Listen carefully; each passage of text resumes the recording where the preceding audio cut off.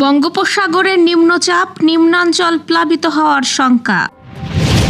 ভারতীয় ভিসা আবেদনে উপচে পড়া ভিড়, স্লট পদ্ধতিতে ভোগান্তির অভিযোগ।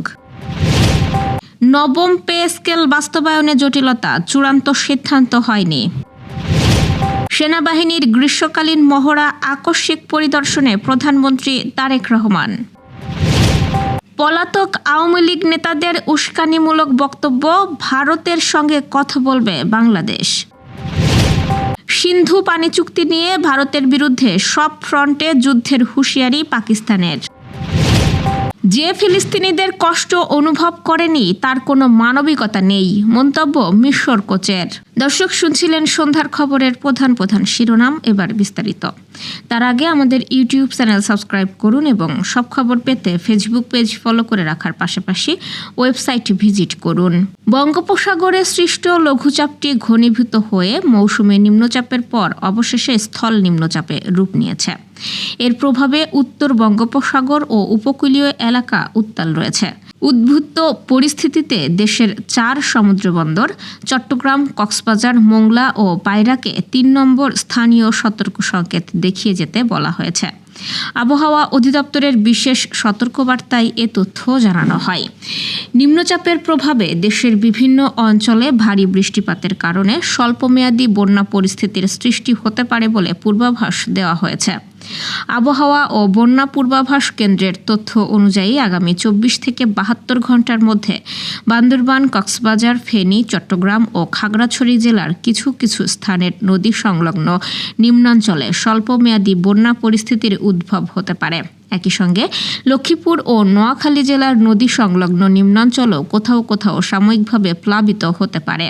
এছাড়া আগামী 72 ঘন্টার মধ্যে দেশের উত্তর পূর্বাঞ্চল ও উত্তর অঞ্চলের সিলেট, সুনামগঞ্জ, মৌলভীবাজার, হবিগঞ্জ, নেত্রকোনা, শেরপুর ও ময়মনসিংহ জেলার কিছু কিছু স্থানের নদী সংলগ্ন নিম্নাঞ্চল সাময়িকভাবে প্লাবিত হওয়ার আশঙ্কা রয়েছে। এদিকে উত্তর অঞ্চলে আগামী 24 থেকে 48 ঘন্টার মধ্যে তিস্তা নদীর পানি বিপদসীমার উপর দিয়ে প্রবাহিত হতে পারে। এর ফলে নীলফামারী ও লালমনিরহাট জেলার নদী সংলগ্ন নিম্নাঞ্চলে স্বল্পমেয়াদী বন্যা পরিস্থিতির সৃষ্টি হতে পারে বলে সতর্কবার্তায় জানানো হয়েছে। উপকূলীয় এলাকার মাছ ধরার নৌকা ও ট্রলারগুলোকে পরবর্তী নির্দেশ না দেওয়া পর্যন্ত নিরাপদ আশ্রয়ে থাকতে এবং সাবধানে চলাচল করতে অনুরোধ করেছে আবহাওয়া অধিদপ্তর। প্রায় 2 বছর পর বাংলাদেশিদের জন্য ভারতীয় ট্যুরিস্ট ভিসা চালু হওয়ায় ঢাকা সহ দেশের 5টি ভিসা আবেদন কেন্দ্রে উপচে পড়া ভিড় লক্ষ্য করা যাচ্ছে। আবেদনকারীরা ঘন্টার পর ঘন্টা লাইনে দাঁড়িয়ে ভিসা জমা দিচ্ছেন। ভিসা প্রার্থীদের অভিযোগ, নতুন টাইম স্লট পদ্ধতিতে সাধারণভাবে আবেদন করা কঠিন হয়ে পড়েছে।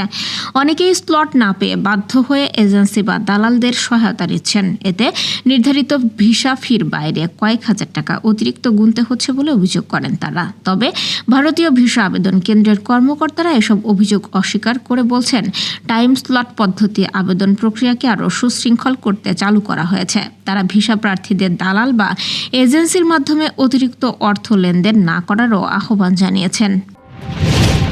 সরকারি চাকরিজীবীদের জন্য ঘোষিত নবম পে স্কেল বাস্তবায়নে আর্থিক ও প্রশাসনিক জটিলতায় এখনও চূড়ান্ত সিদ্ধান্তে পৌঁছাতে পারেনি সরকার। সচিবালয়ে অনুষ্ঠিত সচিব কমিটির বৈঠকে নতুন পে স্কেল 1 ধাপে নাকি 2 বা 3 ধাপে কার্যকর হবে তা নিয়ে আলোচনা হলেও কোনো সিদ্ধান্ত হয়নি। কমিটির সদস্যরা জানিয়েছে, সুপারিশ চূড়ান্ত করতে আরও কয়েকটি বৈঠক হতে পারে। সরকারের আর্থিক সক্ষমতা বিবেচনায় বেতন কমিশনের কিছু সুপারিশে পরিবর্তনের চিন্তা করা হচ্ছে। তবে সরকার 1 জুলাই থেকে নতুন পে স্কেল কার্যকরের নীতিগত সিদ্ধান্তে রয়েছে।